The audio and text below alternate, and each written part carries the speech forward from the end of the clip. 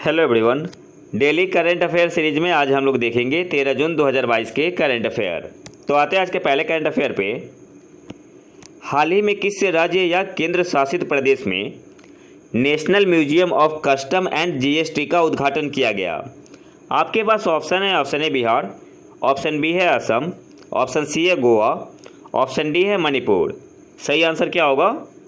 Option C आपका यहाँ पे सही आंसर हो जाएगा, गोवा। गोवा में national museum of custom and GST का उद्घाटन किया गया। और उद्घाटन किसने किया? तो निर्मला सीतारमण जी ने। नेक्स्ट आते हैं, गुजरात गौरव अभियान के तहत 3000 करोड़ रुपए से अधिक की विकास परियोजनाओं का उद्घाटन किसने किया? आपके पास ऑप्शन है। Option A Narendra Modi, option B है अमित शाह, ऑप्शन सी है भूपेंद्र रजनीकांत पटेल, ऑप्शन डी है पीयूष गोयल। सही आंसर क्या होगा? ऑप्शन ए आपका यहाँ पे सही आंसर हो जाएगा, नरेंद्र मोदी ने। गुजरात गौरव अभियान के तहत 3000 करोड़ रुपए से अधिक की विकास परियोजनाओं का उद्घाटन प्रधानमंत्री नरेंद्र मोदी जी ने किया। ऑप्शन ए आपका यहाँ पे सही आंसर होगा। और भूपेंद्र रजनीकांत पटेल कौन है? ये गुजरात के सीएम है। नेक्स्ट आते हैं, 15 देशों के संयुक्त राष्ट्र सुरक्षा परिषद के अस्थायी सदस्य के रूप में 5 नए देश 2023-24 के लिए चुने गए हैं। निम्नलिखित में से 2 सही देशों का चयन करें। पहला है स्विट्जरलैंड, दूसरा है भारत, तीसरा है माल्टा, चौथा है मैक्सिको, पांचवा है नॉर्वे। आपको बताना है कि जो 5 नए देश चुने गए हैं संयुक्त राष्ट्र सुरक्षा परिषद के अस्थायी सदस्य के रूप में, तो इनमें से 2 सही देशों का चयन करना है। आपके पास ऑप्शन है। ऑप्शन ए 1 और 2, ऑप्शन बी है 1 और 3, ऑप्शन सी है 3 और 5, ऑप्शन डी है 4 और 5। तो सही आंसर यहाँ पे क्या होगा? तो इस क्वेश्चन को सॉल्व करने से पहले थोड़ा सा इसे डिटेल में देख लेते हैं। इक्वाडोर, जापान, माल्टा, मोजाम्बिक और स्विट्जरलैंड को संयुक्त राष्ट्र सुरक्षा परिषद में 2023-2024 के कार्यकाल के लिए अस्थायी सदस्यों के रूप में चुना गया है। और अगले साल 1 जनवरी से हॉर्स शू टेबल पर भारत, आयरलैंड, केन्या, मैक्सिको और नॉर्वे की जगह लेंगे। यहाँ से आपको याद क्या रखना है कि जो 5 नए देश चुने गए हैं 2023-24 के लिए, वो कौन से देश हैं? इक्वाडोर, जापान, माल्टा, मोजाम्बिक और स्विट्जरलैंड। और ये रिप्लेस किसे करेंगे? तो भारत को, आयरलैंड को, केन्या को, मैक्सिको को और नॉर्वे को। कब से? 1 जनवरी से। अब आते हैं ऑप्शन पे। सही आंसर क्या होगा? एक तो स्विट्जरलैंड है ही, तो एक तो पहला सही होगा और माल्टा सही होगा। तो सही आंसर क्या हो जाएगा? ऑप्शन बी आपका यहाँ पे सही आंसर हो जाएगा, 1 और 3। आप इसका स्क्रीनशॉट ले सकते हैं।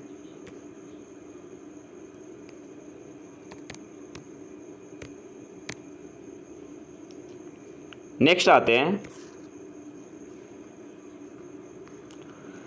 अंतर्राष्ट्रीय मुद्रा कोष ने किसे एपीएसी विभाग एशिया एंड पैसिफिक डिपार्टमेंट प्रमुख के रूप में नियुक्त किया? आईएमएफ ने किसे एपीएसी विभाग एशिया एंड पैसिफिक डिपार्टमेंट प्रमुख के रूप में नियुक्त किया? आपके पास ऑप्शन है। Option A Krishna Srinivasan, option B है एस श्रीधर, ऑप्शन सी है रमेश श्रीनिवासन, ऑप्शन डी है नन ऑफ दीज। सही आंसर क्या होगा? ऑप्शन ए आपका यहाँ पे सही आंसर हो जाएगा, कृष्णा श्रीनिवासन को।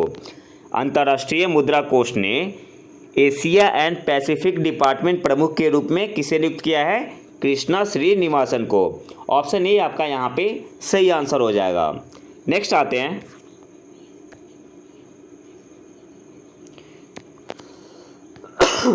बिहार में महात्मा गांधी सेतु के लिए अधिरचना प्रतिस्थापन, इंग्लिश में क्या बोलते हैं, सुपर स्ट्रक्चर रिप्लेसमेंट का उद्घाटन किसने किया? आपके पास ऑप्शन है। Option A Nitish Kumar, option B है सुशील मोदी, ऑप्शन सी है नितिन गडकरी, ऑप्शन डी है नरेंद्र मोदी। तो सही आंसर यहाँ पे क्या होगा? ऑप्शन सी आपका यहाँ पे सही आंसर हो जाएगा, नितिन गडकरी।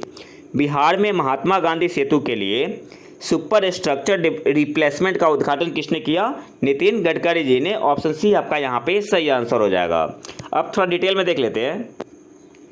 इसकी कुल लंबाई, महात्मा गांधी सेतु पुल की कुल लंबाई कितनी है? 5750 मीटर है और भारत का तीसरा सबसे लंबा नदी पुल है।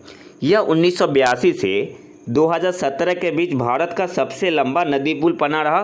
देखो 1982 में इसका उद्घाटन हुआ था और 2017 तक यह भारत का सबसे लंबा नदी पुल था। लेकिन अब कौन से नंबर पे है? तो अभी यह भारत का तीसरा सबसे लंबा नदी पुल है। इसका उद्घाटन मई 1982 में हुआ था। इसका निर्माण गैमन इंडिया लिमिटेड द्वारा 10 वर्षों में किया गया था। महात्मा गांधी सेतु पुल को बनाया किसने था? तो गैमन इंडिया लिमिटेड ने। नेक्स्ट आते हैं, राष्ट्रपति चुनाव की तारीख क्या है? बीपीएससी इस टाइप का क्वेश्चन पूछती है एग्जाम में।